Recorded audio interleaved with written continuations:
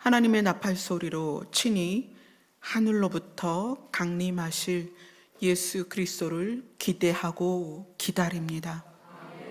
주님 우리에게 오시는 것은 우리를 데려가려 하시며, 주님 우리에게 오시는 것은 우리를 자유케 하시고 완전케 하시며 영생을 누리게 하려 하심입니다. 주의 오심이 우리에게는 기쁨이요 소망이 되며 참된 평안을 누리는 시작이 되게 하여 주시옵소서. 예수님 이름으로 기도드리옵나이다. 아멘. 오늘 말씀은 스가랴서 9장 9절부터 보겠습니다.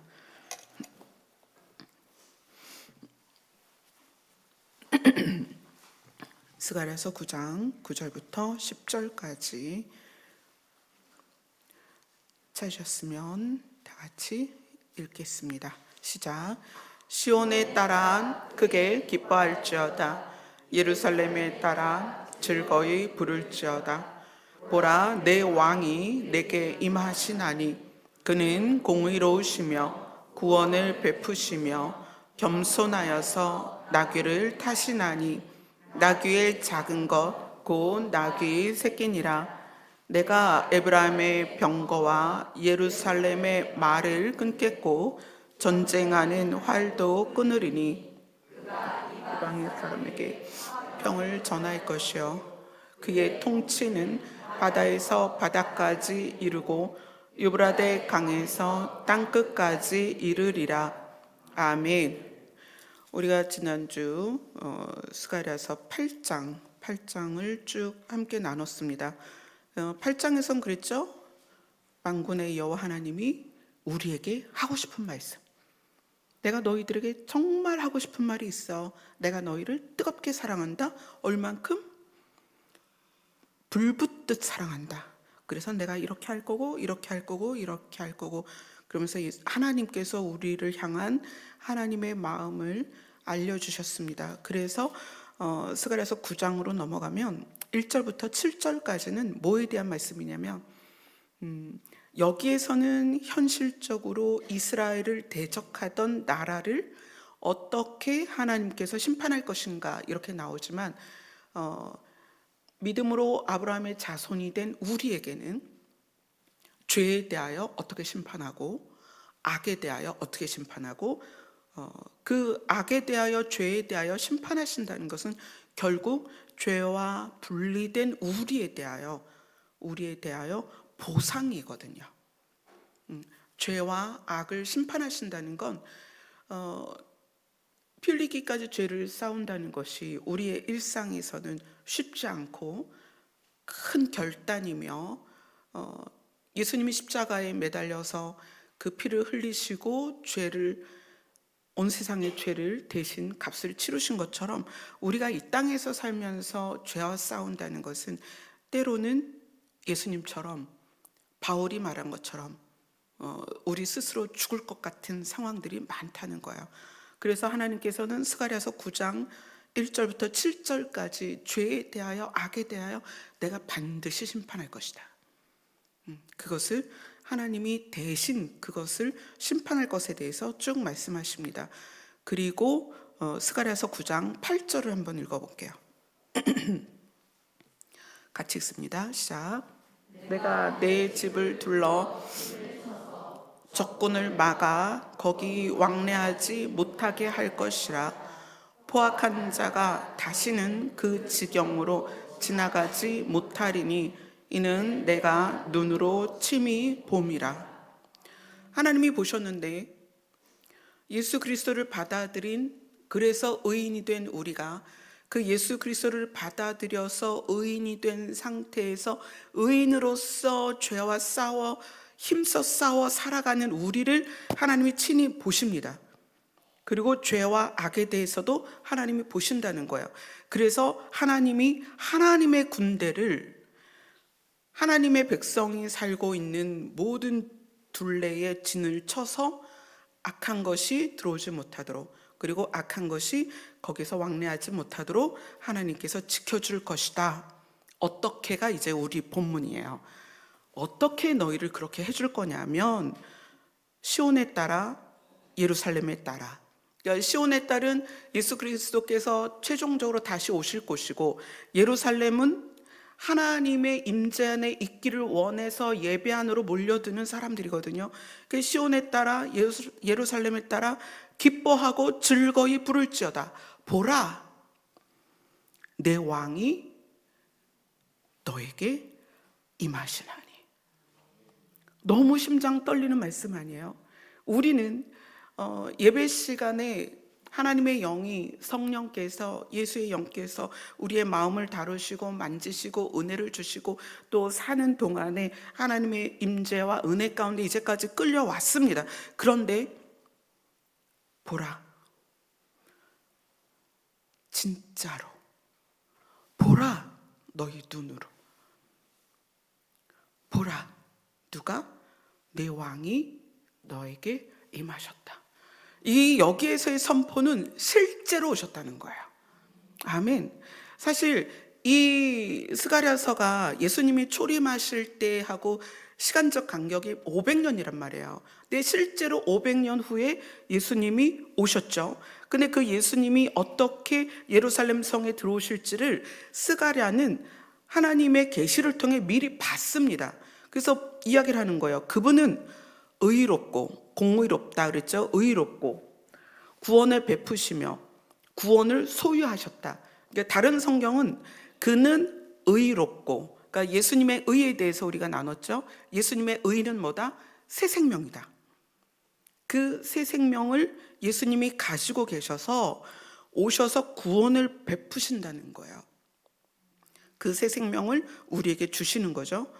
겸손하여서 나귀를 타시나니 나귀의 작은 것 곧 나귀 새끼니라. 예수님에 대해서 이렇게 예언한 곳을 보면 공통점들이 있어요. 예레미야서로 갑니다. 구약성경 예레미야 23장으로 갈게요. 구약성경 1086쪽입니다. 예레미야서 23장 5절.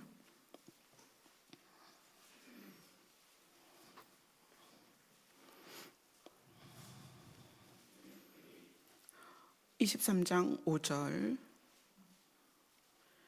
같이 읽습니다. 시작. 여호와의 말씀이니라. 보라, 때가 이르르니 내가 다윗에게 한 의로운 가지를 일으킬 것이라. 그가 왕이 되어 지혜롭게 다스리시며 세상에서 정의와 공의를 행할 것이로다. 예수 그리스도에 대해서는 예레미야서나 우리가 읽은 이 스가랴서나 그분이 누구냐면 왕이다. 그리고 의롭다. 왕이라는 우리를 실제 다스릴 것이기 때문에 왕이라는 말이 맞죠. 의롭다는 것은 뭐다? 이것이 여러분에게 개념이 확실히 들어있으면 성경을 읽어가면서 해석이 될 거예요. 하나님의 의는 생명이다. 예수님의 의는 새 생명이다. 그래서 그 예수님께 나아오는 자, 예수님을 믿는 자들에게 정의와 공의를 행한다는 것은 그 새 생명을 나누어 주어서 어떻게 한다? 구원하신다. 살리신다. 그죠? 또 예레미야서 33장으로 갑니다.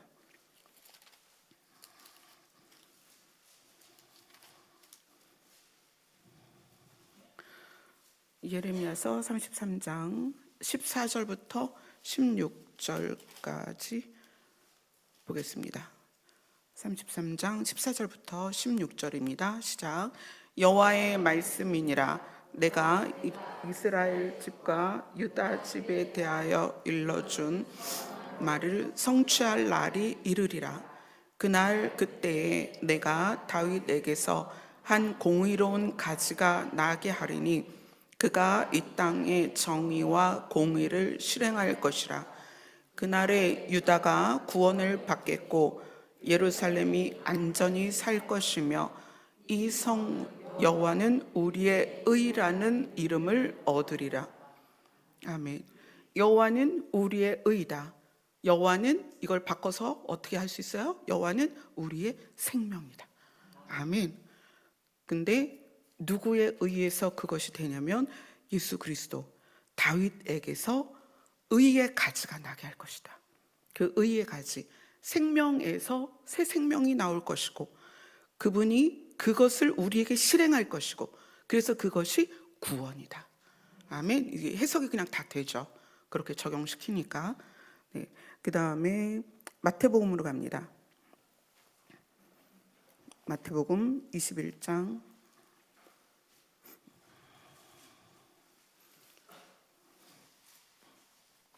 1절부터 보겠습니다. 1절부터 3절까지 같이, 마태복음 21장 1절부터 3절까지 같이 읽습니다. 시작. 그들이 예루살렘에 가까이 가서 감람산 bet박에 이르렀을 때 예수께서 두 제자를 보내시며 이르시되 너희는 맞은편 마을로 가라. 그리하면 곧 메인 나귀와 나귀 새끼가 함께 있는 것을 보리니 풀어서 내게로 끌고 오라. 만일 누가 무슨 말을 하거든 주가 쓰시겠다 하라. 그리하면 즉시 보내니라 하시니. 자, 여기 나귀와 나귀 새끼가 있죠. 예수님이 예루살렘 성에 들어가시기 위해서 제자들에게 나귀와 나귀 새끼가 함께 있을 거야. 그걸 풀어갖고 와라. 이렇게 얘기합니다. 4절, 5절을 같이 읽습니다. 시작. 이는 선지자를 통하여 하신 말씀을 이루려 하심이라. 일렀으되 시온 딸에게 이르기를 내 왕이 내게 임하나니 그는 겸손하여 나귀 곧 멍에 매는 짐승의 새끼를 탓도다 하라 하였느니라. 500년, 우리가 지금 스가랴서 본문을 읽고 있는데 거기에 나온 말씀대로 500년이 지나서 실제로 예수님이 이 땅에 태어나시고, 하나님의 아들이 이 땅에 태어나시고 예수님의 사역이 시작이 되어서 예루살렘 성으로 들어가시는 상황에서 실제로 예수님은 나귀 새끼를 타게 되는 그 장면이 나오는 거예요. 500년 만에 예언이 이루어지는 거죠. 그래서 21장 6절부터 9절까지 쭉 읽겠습니다. 시작. 제자들이 가서 예수께서 명하신 대로 하여 나귀와 나귀 새끼를 끌고 와서 자기들의 겉옷을 그 위에 얹음에 예수께서 그 위에 타시니 무리의 대다수는 그들의 겉옷을 길에 펴고 다른 이들은 나뭇가지를 베어 길에 펴고 앞에서 가고 뒤에서 따르는 무리가 소리 높여 이르되 호산나 다윗의 자손이여 찬송하리로다. 주의 이름으로 오시는 이여 가장 높은 곳에서 호산나 하더라. 아멘. 그래서 이제 요 말씀이 다른 성경에도 마가복음, 누가복음, 요한복음에도 그대로 증거가 되고 있어요. 그러니까 스가랴서 우리가 보는 이 본문이 그대로 500년 후에 실현이 됐다는 거죠. 놀라운 일이죠. 네, 그 다음에 스가랴서 본문으로 갑니다.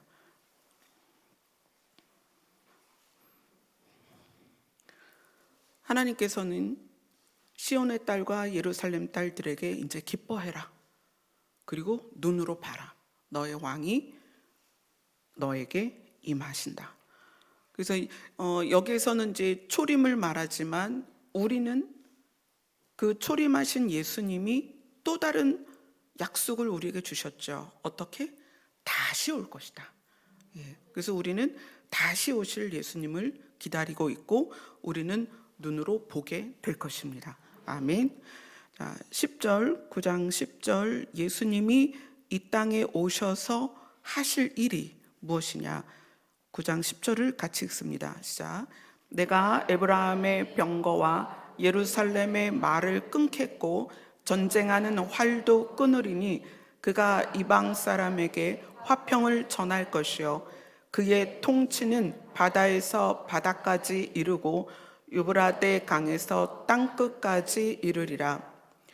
여기서의 내가는 하나님께서 모든 전쟁과 갈등을 멈추게 하실 것이고, 그리고 그가 예수님께서 이방 사람에게 화평을 전할 것이요. 여기서 이방 사람은 물론 이제 이스라엘 입장에서는 다른 나라고요. 그죠?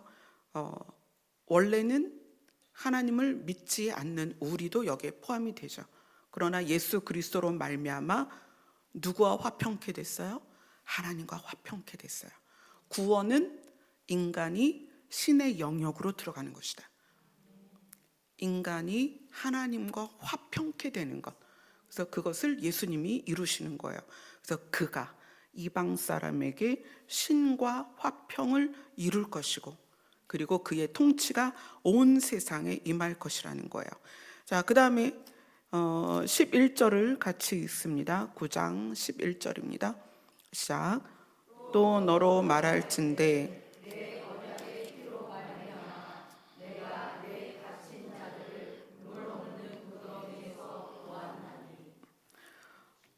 자, 하나님께서 내가 너에게 말할 게 있는데 내 언약의 피로 말미암아 너와 피로 언약한 것 때문이에요. 내가 너와 피로 언약을 했기 때문에 이렇게 될 거야. 그러면 이 피로 언약했다는 게 이제 우리가 알게 돼야 되겠죠? 자, 창세기로 갑니다. 하나님이 피로 언약했다는 게 뭐냐면 창세기 15장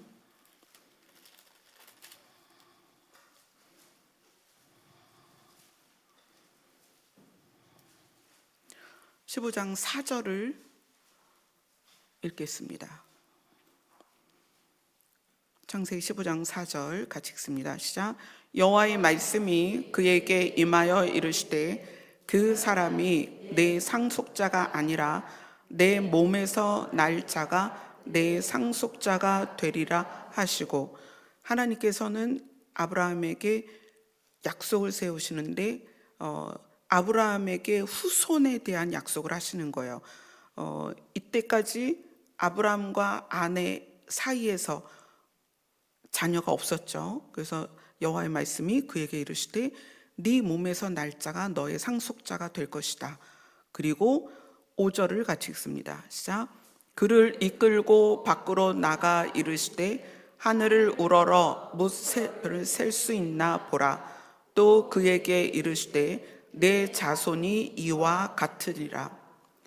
아브라함에게는 이제 이삭이라는 아들 하나밖에 없습니다. 백세에 난 이삭이라는 아들 하나밖에 없는데 하나님의 약속은 뭐냐면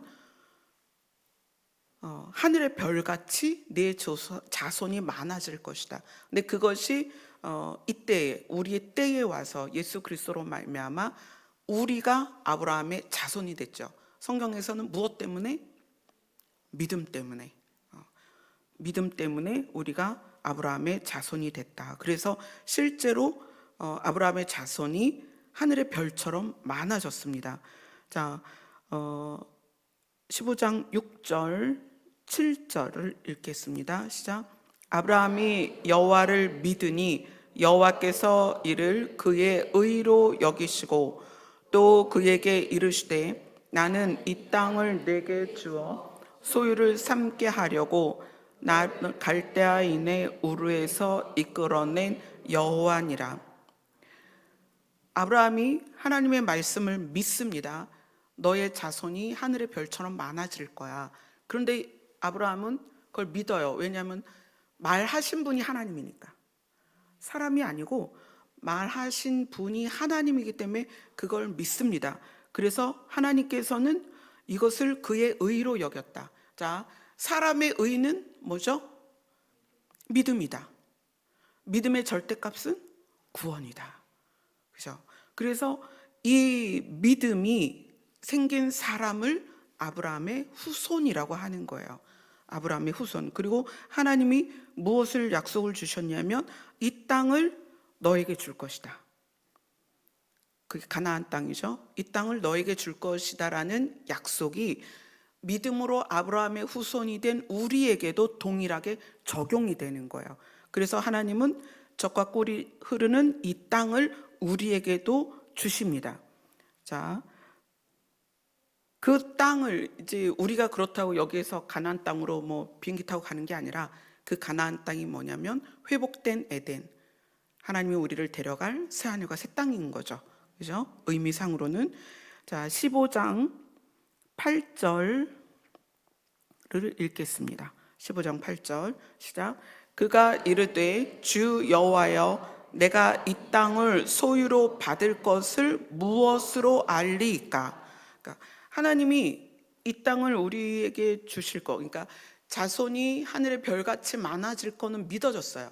믿어졌는데 이 땅을 준다고 하니까, 하나님이 이 땅을 주시겠다고 약속을 하시니까 아브라함 입장에서는 그 땅을 저에게 주실지를 확증해 달라는 거예요.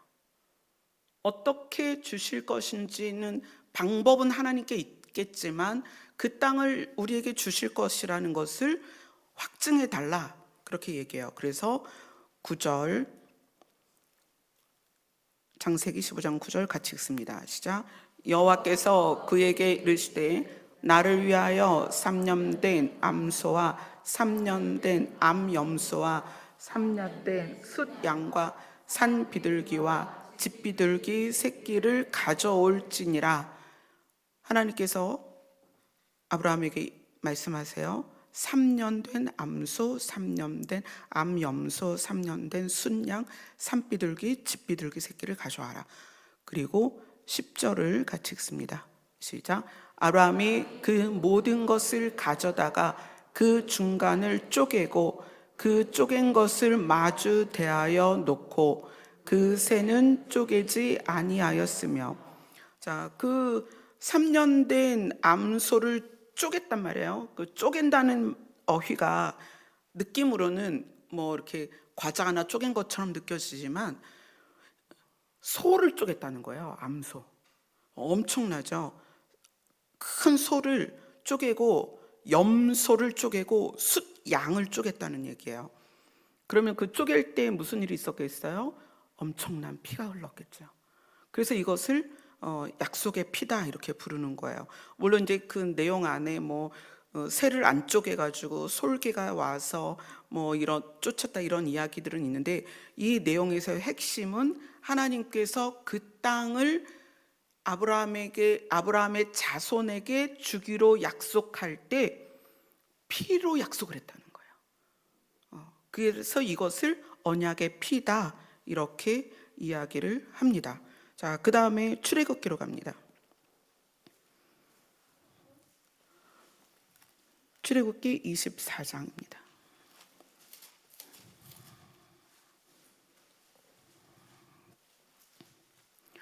출애굽기 24장 4절을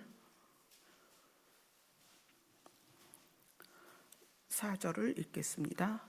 출애굽기 24장 4절입니다. 시작. 모세가 여호와의 모든 말씀을 기록하고 이른 아침에 일어나 산 아래에 제단을 쌓고 이스라엘 12지파대로 12기둥을 세우고. 모세가 하나님의 모든 말씀, 여기는 이제 십계명이죠. 함축된 게 십계명입니다. 모든 말씀을 기록하고 그 다음에 율법들을 기록하고 일어나서 제단을 쌓고 12지파대로 그 수대로 12기둥을 세우고. 5절 6절을 같이 읽습니다. 시작. 이스라엘 자손의 청년들을 보내어 여호와께 소로 번제와 화목제를 드리게 하고 모세가 피를 가지고 반은 여러 양푼에 담고 반은 제단에 뿌리고. 자, 소로 번제와 화목제를 드리는데 먼저 소를 갈랐겠죠. 그러니까 소를 가르니까 피가 많이 나왔겠죠. 그 피를 가지고 반은 여러 양푼에 담고 반은 제단에 뿌리고. 자, 7절을 읽습니다. 시작. 언약서를 가져다가 백성에게 낭독하여 듣게 하니 그들이 이르되 여호와의 모든 말씀을 우리가 준행하리이다. 자, 백성에게 언약서를 가져다가 낭독하여 듣게 하면서 말하되 여호와의 모든 말씀을 우리가 준행하리이다. 8절을 같이 읽습니다. 시작.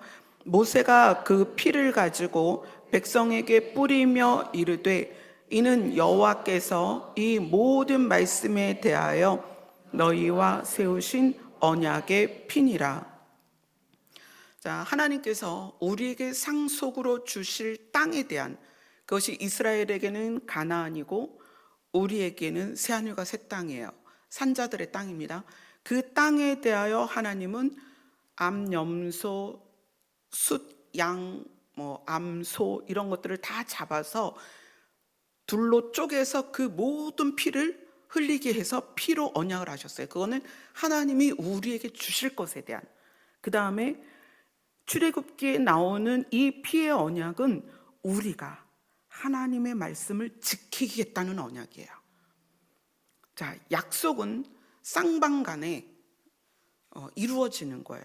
이 언약의 피는 하나님의 일방적인 게 아니고 하나님이 우리에게 주실 것과 우리가 하나님께 해드려야 될 것이 같이 있다는 거예요. 그래서 이 피 언약이다. 우리가 저기 본문으로 돌아가 볼까요? 스가랴서로 다시 돌아갑니다. 스가랴서 9장 11절에 이렇게 얘기를 해요. 또 너로 말할진대. 이 여기서의 너는 이스라엘이기도 하고 믿음으로 아브라함의 자손이 된 우리이기도 하고 또 이것을 이루시는 예수 그리스도이기도 하고 여러 가지 의미가 있는데 내 언약의 피로 말미암아요. 내 언약의 피로 말미암아 하나님이 우리에게 하신 약속, 내가 이 땅을 너희에게 줄 거야. 하나님이 우리에게 하신 약속, 이 땅을 너희에게 줄 거야 라는 것과 우리가 하나님께 한 약속, 하나님의 말씀을 지키겠습니다라는 그 약속으로 말미암아, 그러니까 쌍방간의 약속, 그리고 쌍방간의 그 약속에 대한 신실한 이룸이 있어야 되겠죠. 하나님은 그 일을 위해서 우리에게 이루시고 우리도 그 약속 때문에 하나님의 말씀대로 살고자 하는 의지를 가지고 있어야 돼요. 그것으로 말미암아 내가 내 갇힌 자들을 물 없는 구덩이에서 놓았나니. 자, 여기는 요 말씀을 예언할 때는 이때가 언제냐면 바벨론에 있던 포로들을 살려줬다는 얘기예요. 근데 이 바벨론 포로 생활을 물 없는 구덩이다 이렇게 표현을 했어요. 자, 이때 당시에 구덩이는 주로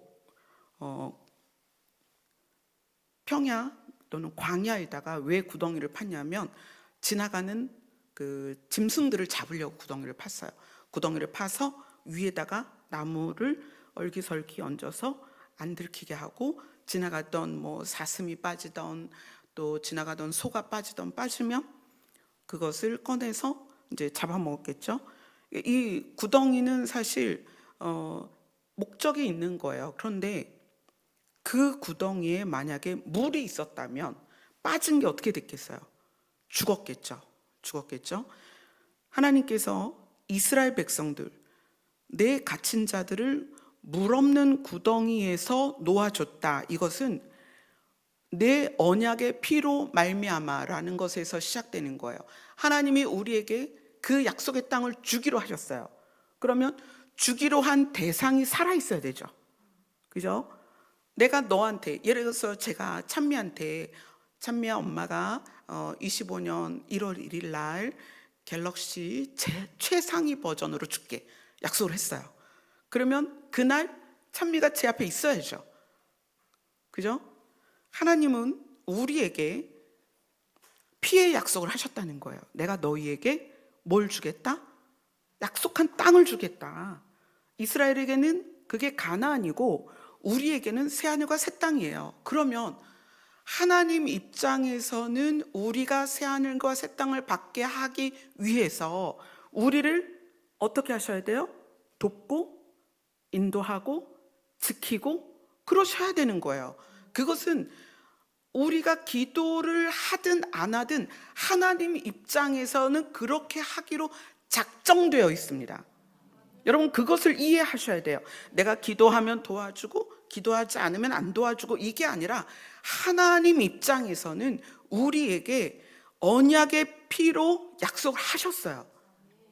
그래서 이스라엘이 모세와 함께 하나님께 하나님의 말씀을 지키겠습니다 할 때는 소였지만, 하나님이 우리에게 그 땅을 줄게 아브라함과 약속할 때는 그것도 3년 된 암염소, 순양, 새,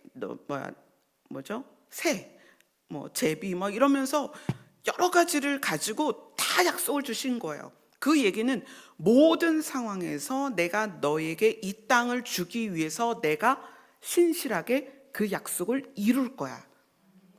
그래서 내 언약의 피로 말미암아 그 피로 맺은 약속 때문에 내가 네 갇힌 자들을 물 없는 구덩이에 있게 했다.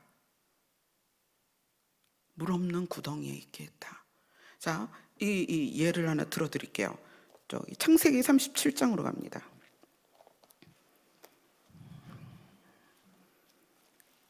창세기 37장입니다.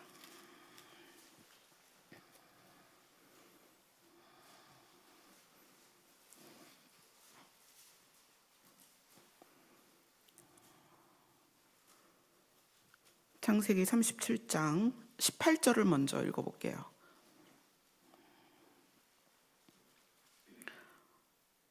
18절 같이 읽습니다. 시작. 요셉이 그들에게 가까이 오기 전에 그들이 요셉을 멀리서 보고 죽이기를 꾀하여. 이게 어떤 상황이에요?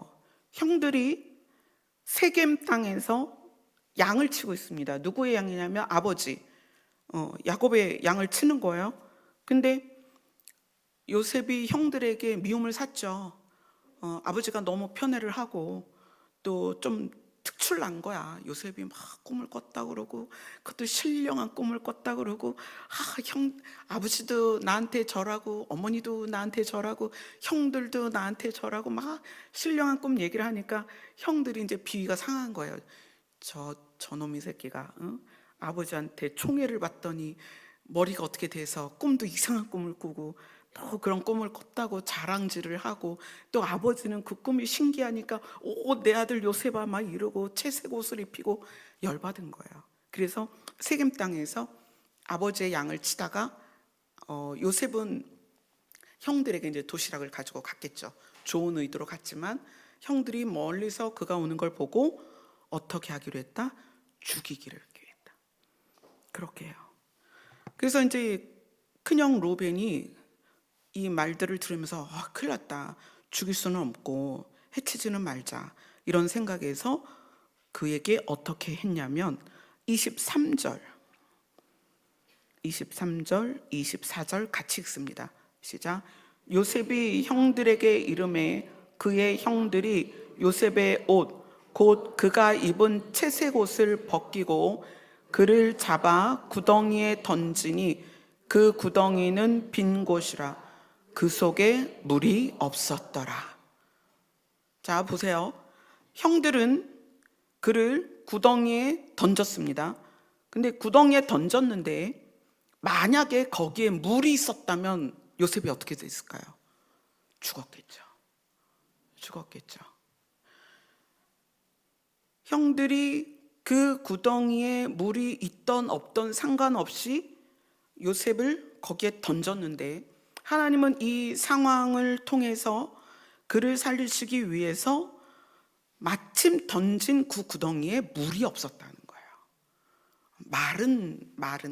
마른 구덩이였다는 거예요.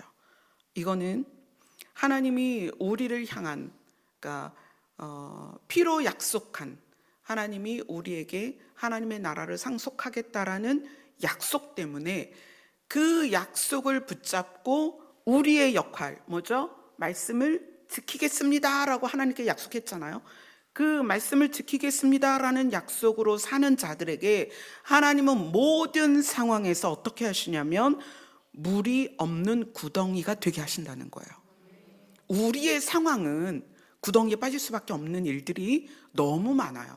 내가 가다가 구덩이가 있는지 없는지를 모르고 빠질 수도 있고, 또 내가 가다가 미움을 받아서 누군가 제 팔다리를 붙잡고 구덩이에 던질 수도 있다는 거예요. 요셉은 형들이 던졌다는 거예요. 그런데 그 구덩이에 물이 없었다. 이것은 하나님이 우리를 향한 도우심이고 은혜입니다. 그래서 그것을 뭐라고 말하냐면 고린도전서로 갑니다.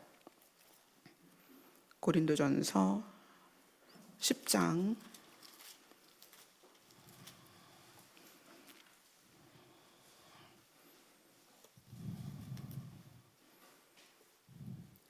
13절입니다. 고린도전서 10장 13절.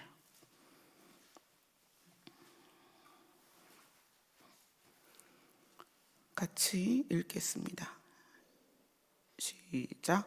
사람이 감당할 시험 밖에는 너희가 당한 것이 없나니 오직 하나님은 미쁘사 너희가 감당하지 못할 시험 당함을 허락하지 아니하시고 시험 당할 즈음에 또한 피할 길을 내사 너희로 능히 감당하게 하시느니라. 아멘. 이것이 하나님의 은혜라는 거예요. 그 은혜가 요셉에게는 형들이 집어 던졌는데 그 웅덩이가 물이 없는 웅덩이였다. 그렇죠? 자, 우리 다시 스가랴서로 갑니다. 스가랴서 9장 11절을 같이 읽겠습니다. 시작. 또 너로 말할진대 내 언약의 피로 말미암아 내가 내 갇힌 자들을 물 없는 구덩이에서 놓았나니, 물 없는 구덩이에 있었기 때문에 거기서 놓여질 수 있었다는 거예요. 거기에 만약에 물이 있었다면 다 물에 빠져 죽었을 거라는 거예요. 그러니까 이스라엘의 역사가 구덩이에 빠지는, 그러니까 포로가 되는 그런 역사가 없을 수는 없지만 하나님은 그 포로되는 그 상황에서도 하나님은 그들을 꺼내신다는 거예요. 우리가 일상을 살아가는 데 있어서 우리가 어려운 일이 없을 순 없습니다. 그것이 경제적이든 관계의 문제든 또는 건강의 문제든 우리에게 문제가 없을 수는 없다는 거예요. 그런데 하나님은 우리를 그러한 문제로 죽도록 내버려 두시진 않는다는 거예요. 반드시 우리를 물 없는 구덩이 같은 곳에서 피할 수 있도록 도우시고, 마침내, 근데 여기서의 이제 물 없는 구덩이에서 놓았다는 것이 꼭 어떤 문제가 완전히 해결됐다 그것이 아니라 하나님이 언약의 피로 약속한 게 뭐예요? 그 나라와 그 땅이거든요. 그러니까 우리를 어떤 문제 속에서도 피할 길을 주셔서 결국은 하나님의 나라로 가도록 도우신다는 거예요. 자, 그런데 12절, 스가랴서 9장 12절을 같이 읽겠습니다. 시작. 갇혔으나 소망을 품은 자들아 너희는 요새로 돌아올지니라. 내가 오늘도 이르노라. 내가 내게 갑절이나 갚을 것이라. 물 없는 구덩이에 들어있는 우리에 대하여 너희가 거기 물 없는 구덩이에 갇혀 있지만 현재 상황이, 그죠? 그러나 소망을 품은 자들아, 뭐에 대한 소망일까요? 언약의 피를 기억하는 거예요. 하나님께서 약속하셨지. 하나님께서 우리를 그 짐승들을 쪼개면서 그 피를 흘리면서 내가 너희에게 그 땅을 줄 것이다. 내가 너희 후손들에게 그 땅을 줄 것이다. 약속하셨던 그 약속을 품은 자들이 그 약속 때문에 뭐가 생기는 거예요? 소망이 생기는 거예요. 내가 지금 구덩이에 있지만 하나님은 나를 꺼내실 거고, 아멘. 꺼내시고 그 다음에 반드시 그 땅을 우리에게 상속해 주실 것이다. 아멘. 그래서 결국 하나님께서는 너희가 돌아올 것이고, 하나님께로 돌아올 것이고, 우리는 이제 시온으로 돌아가겠죠. 시온으로 돌아갈 것이고, 하나님은 우리에게 갑절이나 갚아줄 것입니다. 우리의 고난에 대해서, 우리의 눈물에 대해서, 우리가 흘렸던 슬픔에 대해서 하나님은 갑절이나 갚아줄 것입니다. 우리의 오름은 무엇을 잘해서 오른 게 아니에요. 우리의 오름은 뭐냐면 믿음입니다. 어떤 것에 대한 믿음이에요? 새 생명에 대한 믿음이에요. 예수 그리스도로 말미암는 새 생명. 그래서 그것을 우리가 붙잡고 그 다음에 이 피의 언약을 했기 때문에 우리는 그 새 생명을 얻은 상태에서 피의 언약을 기억하는 거죠. 모세와 함께 했던 피의 언약이 뭐예요? 하나님의 말씀대로 살겠습니다. 우리가 다른 신은 섬기지 않겠습니다. 그 피의 언약을 지켜가는 거예요. 그러면 우리가 이 세상에 갇혀 있지만 지금은 공중권세 잡은 자에 의하여 사망의 그늘 아래 우리는 있지만 여기에 소망을 품는 거예요. 무엇에 대한 소망이죠? 약속에 대한 소망이에요. 하나님은 우리에게 그 약속을 반드시 지키십니다. 인생은 약속을 했어도 지키지 않는 경우가 많아요. 그래서 상대가 나에게 약속을 지키지 않은 거를 뭐라고 표현하냐면 사기당했다. 그렇게 표현하는 거예요. 상대가 나랑 약속했어요. 자, 나한테 100만 원을 구워주면 내가 이자를 얼마 내다가 나중에 몇 년 있다가 원금을 갚을게 그랬는데 그 약속을 안 지켰어. 그럼 뭐예요? 결국은 이유가 뭐든 사기가 되는 거예요. 그런데 사람은 사람과의 약속에서 그렇게 할 수 있지만 지장을 찍고 도장을 찍고 인감을 들이대고 해도 지키지 않을 수 있지만 하나님은 약속을 지키신다는 거예요. 신실하게 피할 길을 내시며 너희가 혹시 구덩이에 빠져도 무슨 구덩이다? 물 없는 구덩이다. 그리고 반드시 거기에서 건질 것이다. 그리고 어떻게 할 것이다? 돌아오게 할 것이다. 하나님의 요새 새 예루살렘으로 돌아오게 할 것이다. 그리고 내가 너의 눈물을 닦아주고 슬픔을 위로하며 갑절이나 갚아줄 것이다. 이게 하나님의 의라는 거예요. 우리가 그 경험치가 있잖아요. 우리가 살면서 사람에게서 경험하는 경험치가 있어요. 근데 우리는 사람을 통해서 온전한 사랑을 경험해 본 적이 없어요. 사람의 사랑은 목적이 있어요. 내가 좋아야 돼. 근데 내가 아무리 사랑했어도 그 사람이 나에게 피해를 주거나 아픔을 주면 그게 미움이 되고 분노가 돼요. 우리의 사랑은 그렇습니다. 모든 사람의 사랑은 이기적이에요. 우리가 사랑한다, 사랑받는다, 그 전제 조건이 뭐냐면 내가 행복해야 돼요. 근데 하나님의 사랑은 뭐죠? 하나님의 사랑은 네가 행복했으면 좋겠다. 그게 하나님의 사랑이에요. 그래서 하나님의 의가 생명이라는 거예요. 하나님의 의는 우리를 살리는 데 목적이 있어요. 너희들이 구덩이에 들어가야 되니? 그럼 내가 그 구덩이는 무리 없이 해줄게. 너희가 환난과 문제를 겪어야 되니? 그러면 내가 피할 길을 줄게. 그것이 피의 언약입니다.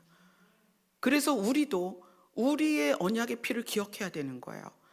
아브라함의 후손인 우리가 모세의 그 피로 맺은 언약, 모세가 백성들과 함께 피를 내고 그것을 하나님을 향하여 우리가 하나님의 말씀을 지키겠습니다 했던 것. 그러니까 하나님의 말씀을 지키면 우리가 구원받는다, 그게 아니고 하나님의 언약의 말씀 때문에 우리가 그 땅으로 갈 상속자가 되었으니까 우리는 모세와 함께 있었던 이스라엘 백성들처럼 하나님의 말씀을 지켜내야 되는 피로 맺은 언약이 있다는 거예요. 하나님께서는 이 성경 전체에서 우리를 구원하시겠다는 약속을 수없이 많이 주셨습니다. 그래서 어떻게 해요? 갇혀 있으나 소망을 품은 자들아. 너무 멋있지 않아요? 문제가 있지만 소망을 품은 자들아. 아멘. 그래서 성경이 항상 기뻐해라. 모든 일에 감사해라. 왜냐하면 우리가 세상에 있지만 물 없는 구덩이에 있기 때문에 때만 되면 하나님이 우리를 건지실 거 아니에요. 그죠? 건지시고 어떻게 하실 거예요? 그분의 나라를 상속으로 주시겠다는 거예요. 그래서 그게 소망이 돼서 우리가 구덩이에 있지만 나갈 날이 있고 그분의 나라로 갈 날이 있기 때문에 기쁘고 즐거운 거예요. 그래서 우리의 신앙 생활은 하나님을 믿는데 하나님의 약속을 믿는 거예요. 그래서 우리 신앙 생활의 베이스는 기쁨과 감사입니다. 이게 돼야 돼요. 만약에 내 안에 기쁨과 감사가 없다. 물론 이제 신앙생활 하다 보면 과정이 있어요. 어느 때 내 죄가 깊이 깨달아질 때가 있어요. 근데 죄가 깊이 깨달아지면서 그 다음에 따라와야 되는 게 뭐냐면 구원의 기쁨이에요. 죄가 깊이 깨달아지면서 따라와야 되는 게 뭐냐면 구원의 감사예요. 그래서 내가 죄가 깊이 깨달아져서 회개하고 하나님이 주시는 구원의 은혜에 대한 감사와 기쁨이 내 원동력이 돼야 된다는 거예요. 그러면 우리가 구덩이에 빠져도 그 구덩이에서 기쁨과 감사로 주를 소망하게 됩니다. 그래서 이 땅에서의 삶이 뭐 앞으로 이제 더 힘들겠죠. 캘리포니아에 7.0 지진이 났어요. 굉장히 큰 겁니다. 캘리포니아에서는 예전에 그렇게 말씀하셨어요. 한 10년 전에 새끼를 잃은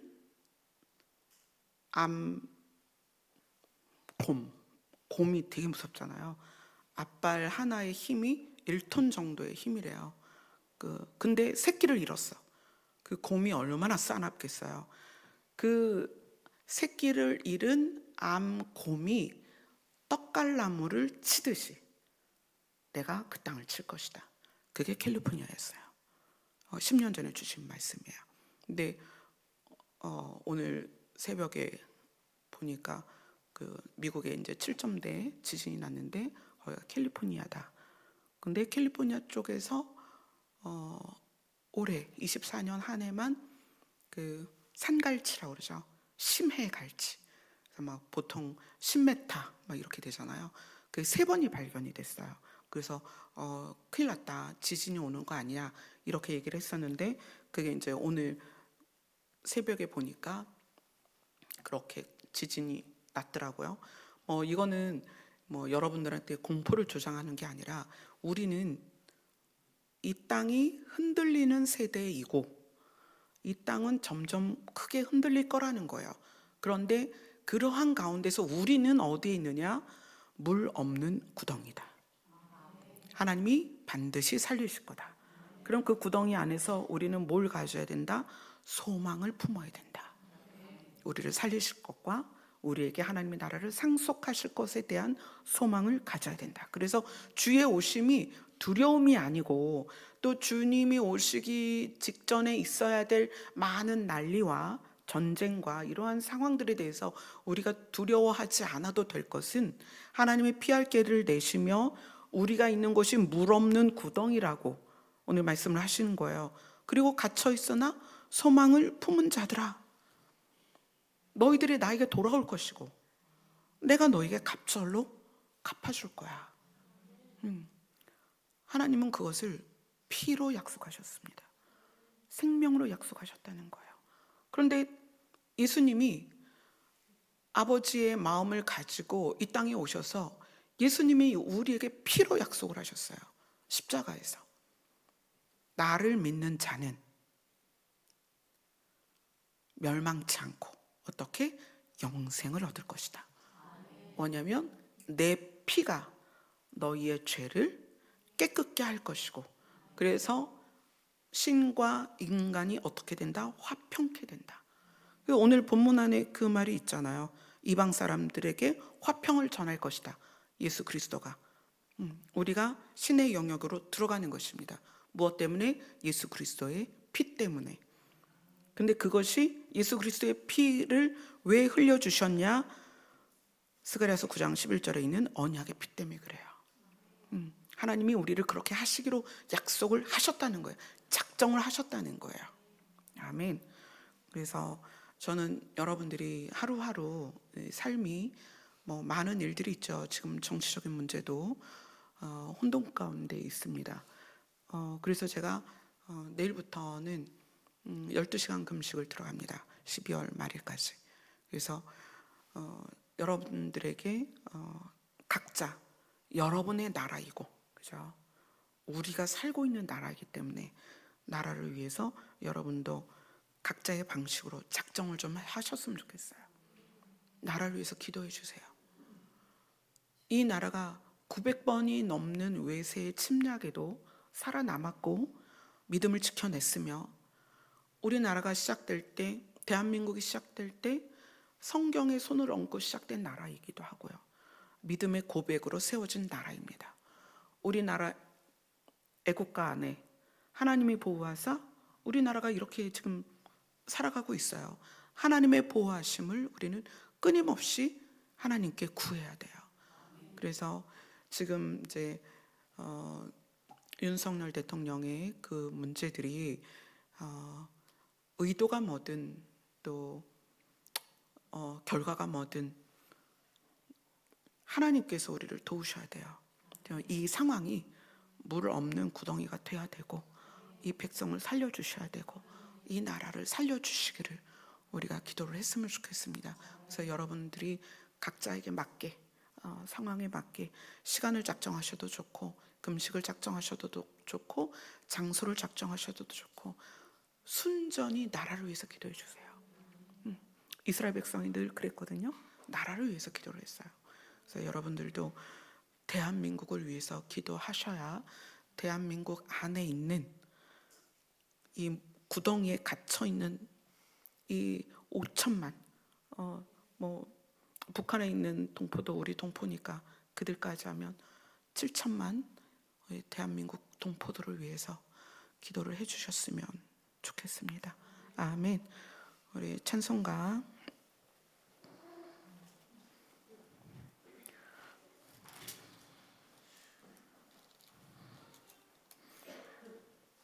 178장입니다.